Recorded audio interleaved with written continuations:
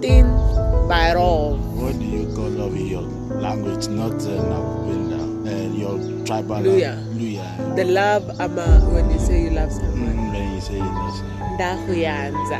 Ndahuyanza. Baby, you are doing the whole sana.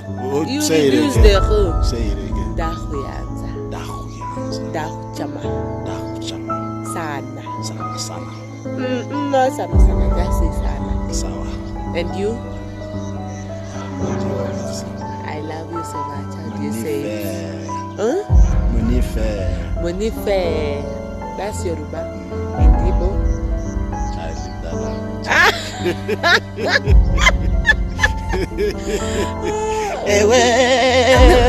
I sing that other song. You sing, you have the melody, and then they are harmonized.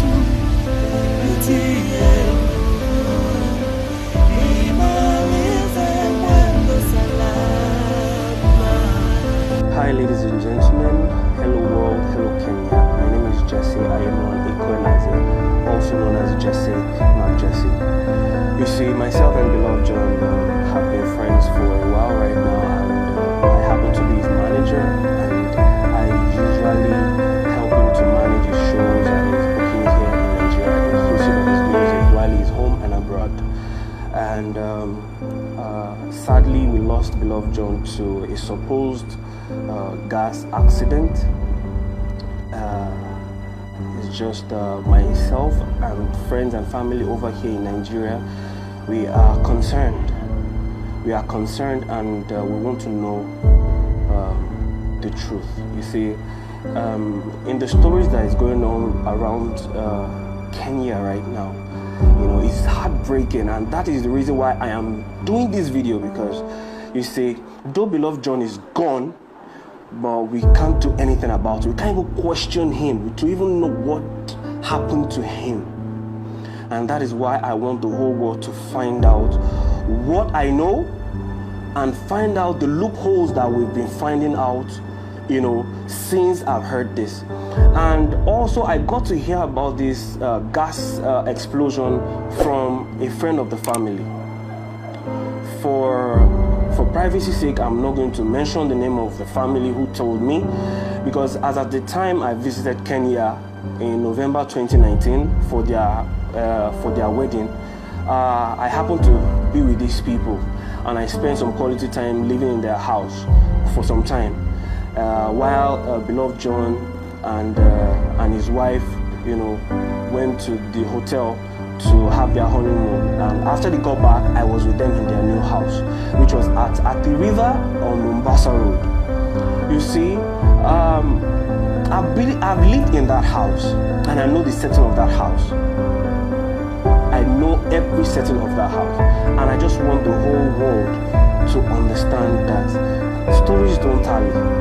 I've been hearing, and I've still been receiving messages from anonymous people telling me things that, you know, beloved John has also been talking to people about his married life, you know, and it's just so sad that he had to pay with his own dear life, you know.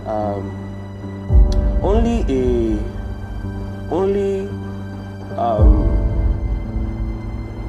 a guilty soul will find these as accusations.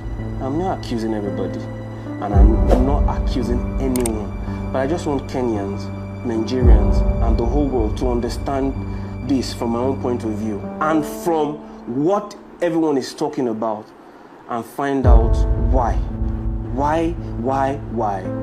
You see, beloved John is a very smart person, and he's not stupid.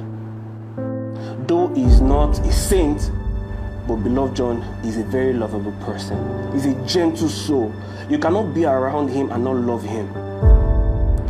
The only, you know, issue he had, you know, is going ahead with the dream of trying to find happiness.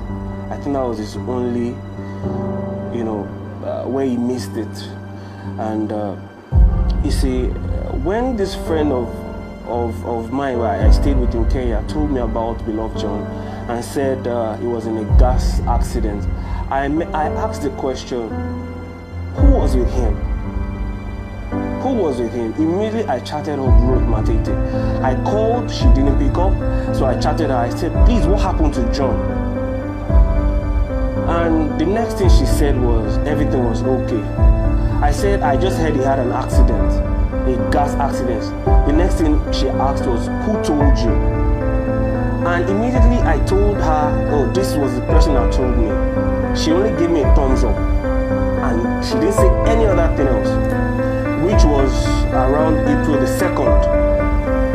I have the screen munchies of all this, and if you guys are in doubt, I can actually attach all this, to this video, which I think I should. So immediately she found out that I knew about this gas accident.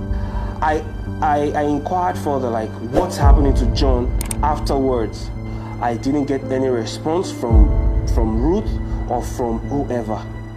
Not until yesterday, which was April 12th, when she called me and said, oh, Jesse, my husband is gone. My husband is gone. And that was just it. And I asked the question again. When this gas accident happened, who was with him? Who was at home? Until our friend Angie, who is our PA, now picked up the phone again and said, yes, that both of them were in the house alone. Okay, so I don't doubt that. You see, truth is, everyone is you can come at me for whatever reason you have. I won't blame you. You see, celebrities in Kenya and all around the world are, saying condolences and saying kind words to this, but I don't think some people are a saint either. You see, beloved John's marriage was never rosy. Ruth Matete, you can look at me in the eyes and tell the whole world the truth. You were very violent with beloved John. You have stabbed him, not once, not twice, not the third time. In fact, it so happened that as at the last time I knew about this stabbing thing, that you tried to kill beloved John, I was there with you guys at the river, in Great Wall Gardens. That is where your house was. And you guys had a fight, an argument, and you stabbed him. You almost killed him. And for those of you that are in doubt, I'm going to upload 2 of the audio files, because when that thing happened, I recorded the situation. I wanted to record video, but I knew that I was not going to have the time to start doing that, so I recorded the audio. So I recorded it and I kept the phone in my pocket. While beloved John was fighting for his life, he beat up Ruth Matete to protect himself. He threw her out of the house, and eventually I dragged Ruth. Ruth, you know what I'm saying is the truth. I dragged you from outside. I kept you in the other room. I brought you new clothes so that you can keep warm, because that night was very cold. I brought you in, I gave you clothes, and I went to confront beloved John. I asked him, why did you do what he did? And the next thing he told me, I should leave you alone. Because why? You've been like this. You've been like that for years. He has been managing that. And I asked him a question. If you have been managing this, why are you continuing to go on with this? Why are you going on with this marriage? And he said, he has managed it so far, and God is helping him. Well, where are you today? Where are you today? 6 feet. You're dead. It hurt so much, because we both had an heart-to-heart. I know the plans you had. I know what you wanted to do in ministry. You were so passionate about God and what you wanted to do for God and the kingdom of God. But it's just so unfortunate. You see, Ruth might say, oh, myself and beloved John had a fight. We never had a fight. We had an argument, because when I was coming to Kenya, both of them were not really boxed up. They wanted me to come for their wedding. They wanted me to come and shoot their wedding and also act like as a best man. And I said they have to choose one. Somehow I was able to go with my camera gear, and I went to Kenya. On getting there, they told me I should use some of my own money that when I get there, I was going to be refunded back before I get back to Nigeria. And I felt, it was the day I wanted to celebrate with them, so I had to just take it. I had some money in my account which were not my money. I had to even make additional borrowings from some friends and families here, which made up for my flight ticket and for some of the costumes that I got for both the wife and the husband. And I did. Getting there, it now became an issue to pay back. Beloved just started telling me stories that, don't I see how things are here, that they're not as boxed up? But I like, you lied to me. Why would you do that? So what do I go back to Nigeria and tell those people that I borrowed money from that? How am I going to, augment all that? Then you told me I should give you time. I should give you time. Even Ruth herself, you told me to give you guys time. You were going to pay back. You were going to do this. That you have programs coming up and you're going to use it to refund my money so that I can refund it back to those people I owed. That was what prompted myself and Beloved John to argue. And before that, Beloved John wanted to come back to his family here in Nigeria. He wanted to come and see his son and his daughter. Yes, for most of you that don't know, he has a son and a daughter. And one of the things we shared was, why don't you come back to your first wife? And this is the same reason why Beloved, anyone that speaks that to him, he shuts them out. And I can see why. Because if he tells it to Ruth, Ruth gets upset.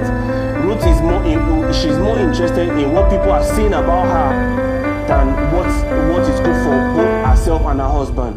She cares too much about what the media is talking. It gets to her head. At some point, she was in and out of rehab. Mr. Abel Munga, her father knows about this. You know about this, that Ruth she's wasted. Ruth has some psychological issues. Ruth is very wise. She looks as if she can't hurt a fly, but Ruth, oh Jesus Christ. And when you now wanted to tell the elder brother what happened, you said Beloved John was rushed to the ICU unit because he had an appendix. When you found out that one would not hold ground, you now later opened up to him and started telling him he had a gas explosion accident. Ruth, the set of people that were trying to get in contact with Beloved John, you shut them out. You were only telling people he's doing fine. You sent a broadcast and message to people so that you can solicit for money and start using your baby as an alibi to get funds and say you needed money for surgery. There are certain things for me that were not right. First, your husband had an accident. You didn't tell anybody. You didn't tell his family. You didn't inform his family. You didn't give accurate information on what led to what to his family here in Nigeria. You didn't give accurate information on his health status part-time to his family here in Nigeria. Not until the death of Beloved John. And you see, during that argument the other night when you guys had that fight while I was in Kenya, Ruth Matete, you told me, tell your brother to go back to Nigeria. Tell your brother to go back to Nigeria because you were done with this marriage. You were done with this marriage. Or else, if he doesn't go, it will look like an accident. I guess eventually this is the accident you were talking about. It didn't make sense then, but now it makes sense now. You know what? I only wanted to open you guys to these things. When I ask these questions, nobody to give me a direct answer. And I hope Ruth will come out right now and say the truth. I hope Ruth will come out and say what really happened. See, Beloved John is not just, he can't just die like that. He said he had burns. He had, that burns of the picture that I saw cannot kill Beloved John.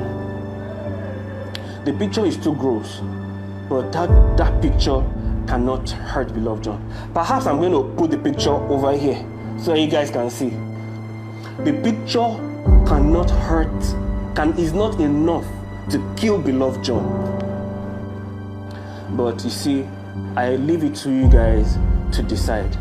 And I've been getting messages from Ruth's friend and saying they want to bury beloved John. I sent her a message, do not bury beloved John. There is a postmortem that was supposed to go ahead, on Wednesday to really verify what is going on or what killed beloved John. If you bury beloved John without the real thing, Nigerians will hold Kenyans responsible. Now it remains that now Nigerians are not safe in Kenya. That's what you guys are trying to say right now. And if that is what the case is, then too bad. If we Africans cannot vouch for ourselves, this is what it's going to now become. That Kenyans are not welcome in our own country. Don't get me wrong, I enjoy Kenya. Kenya people are beautiful people. Kenyans are the most lovely people on earth. Kenyans are the ones that open their doors. I boarded in Matete. That's what you guys call boss. I boarded in Matete. I was going to Ngong Road or something, or wherever it's called, to a church one time to worship. And I didn't know how else to go. I boarded in Matete. I didn't know how to speak Swahili, but I told them where I was going to. People were the ones vouching for me. Oh, you've not gotten there. They were telling the bus conductor that, oh, I was going to get highlights here. I was going to highlight here. You guys are lovely people. And I just want to put it to you guys. There's something that is not making sense. Find the truth for yourself. Find the truth for yourself. Mr. Abel Munga, I respect you so much. I love you so much. You know that. You can attest to this thing, that your daughter actually has something to hide. But right now, I just want this video to go out, and I pray that justice, is being held for beloved John. Because this is not just natural at all. This guy had so much to give. I'm just going to pen down here. If anybody wants to ask me anything, I think you already know who to ask the questions. Don't ask me. Ask the person that is involved, that was there alone, that ran out instead of helping the husband to cover the burns, that ran out to meet neighbors. Your husband is on fire, you run out to meet neighbors to look for help. Does that even make any sense? Ladies and gentlemen, I want to beg you. I'm begging in the name of God and what you love the most. We all just need answers for the love John. God bless you. In Byron. It's not Nawubenda. Your tribal. Luya. The love, when you say you love someone. When you say you love someone. Ndahuyanza. Baby, you are in the whole sana. You reduce the whole. Say it again. Ndahuyanza. Dahuyanza. Dahuchama. Dahuchama. Sana. Sana. No, sana. Just say sana. Sawa. And you? What do you want me to say? I love you so much. How do you say it? Munife. That's Yoruba. And Igbo? I leave that language.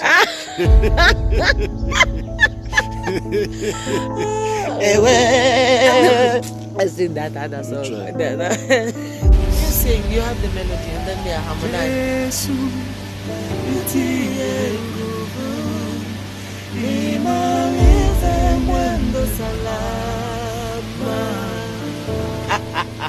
What are you saying, baby? I don't know. You say, yes. Nitie nguvu. Nitie. Yes. I give you power. No, give me power. Imalize mwendo salama. Try that. Yes. Nitie nguvu. Nimalize. Mwendo salama. Not za. Salama. Say salama. Salama.